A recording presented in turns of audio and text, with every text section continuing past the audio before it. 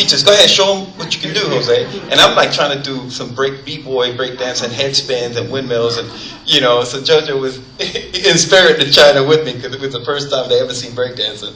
And when I tried to explain that, and I did a little bit of it, the moment I tried to show them something like salsa dancing or something like that, and slow down, back up.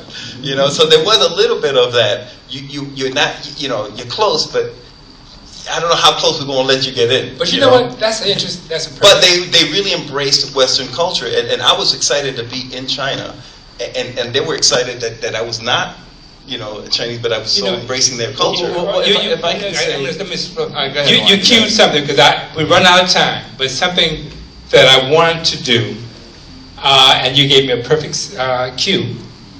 There is, and those of you old school. We know breakdancing, but you know what gets lost in the history of breakdancing that I think is so important? My own personal preference? Up rock. Mm-hmm. Can I get an amen? Amen. All right. And in up rock, you see the martial arts. Oh yeah. Am I right? Yes. Can I get a witness? Yeah, JoJo would be able to speak to that. Can I get a demo? JoJo. I mean, well, I can give you the just the basics of it. Well, you can't do a stand.